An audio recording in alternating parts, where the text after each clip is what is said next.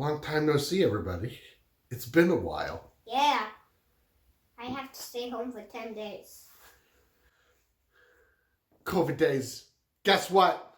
We're back. We're doing this thing again. We're back at it. We got both of them here because, who knows about school schedules? But we got a story for you this week, folks. We got a good one. And it's about this parable of the talents, parable of the bags of money, the parable of what we do when we're given something, and the challenge to make something of it. So, are you ready? We're ready. Go team. Go team! And Jesus told them a parable about the kingdom of God. It will be like a man going on a journey who called his servants and entrusted his wealth to them. To one, he gave 5 bags of gold.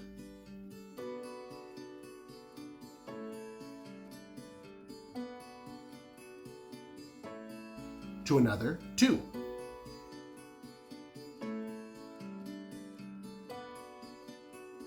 And to another, 1. Each according to their ability. Then he went on his journey. And the man who had received 5 bags of gold, he went out at once and put his money to work.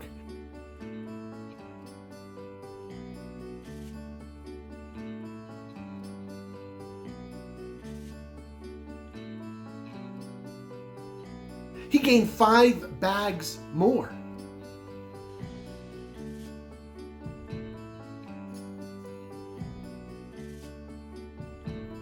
So also the one with 2 bags of gold.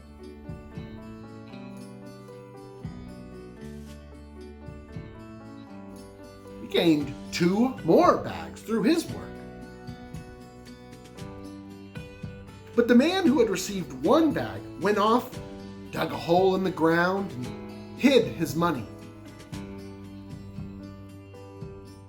After a long time, the master of those servants returned and settled accounts with them. The man who had received 5 bags of gold brought the other 5. Master, he said, you entrusted me with 5 bags of gold, and I have gained 5 more. His master said, well done, good and faithful servant. You have been faithful with a few things. I will put you in charge of many things. Come and share in your master's happiness. Then the man with 2 bags of gold, he came and he said, Master, you entrusted me with 2 bags. See, I have brought 2 more. His master replied, well done, good and faithful servant. You have been faithful with a few things. I will put you in charge of many things. Come, share in your master's happiness. Well, then the man who had received 1 bag of gold said, Master, look, I knew that you are a hard man, harvesting where you haven't sown, gathering where you haven't scattered seed. So I was afraid, and I went out and I hid your gold in the ground. But see, I gave you back what belongs to you, every bit of it. His master replied, you lazy servant. So you knew I did these things, right? You knew that I harvested and sowed and did this where I didn't scatter seed. Well then, at least you could have taken my money and deposited it with bankers. Then you would have returned what you received plus a little bit of interest. Take that from him. Give it to the one who gave 10 bags.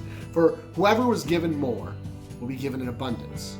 Whoever does not, even what little they have will be taken from them. Throw the worthless servant outside, where he'll be weeping and gnashing of teeth.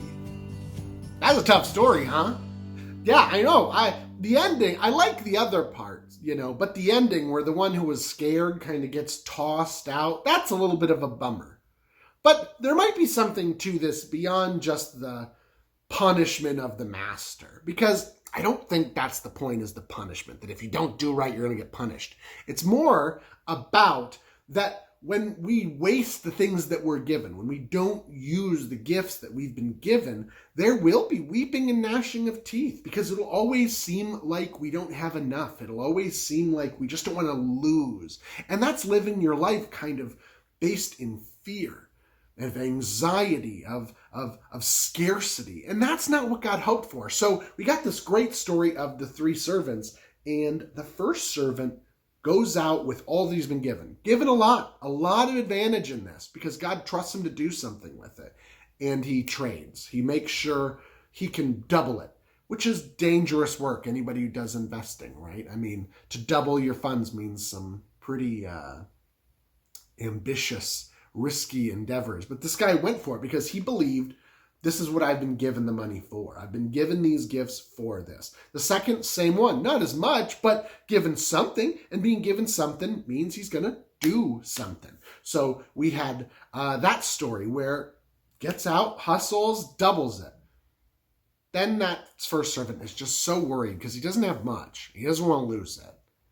And that's kind of what it was saying was sometimes you don't have a lot, but what you're given, you are challenged with using it. So that was money. But the kingdom of God is a lot like that as well, as Jesus puts it. You've been given talents. You've been given gifts. You've been given skills. You've been given hearts and minds and breath and hands and feet. To do what? To grow. To serve. To bless.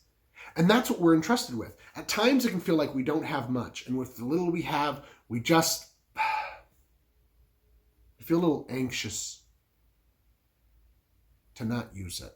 To maybe just store it away. Because you never know. But what this is about, what's different here, is that this story is saying, even with a little, go, use it.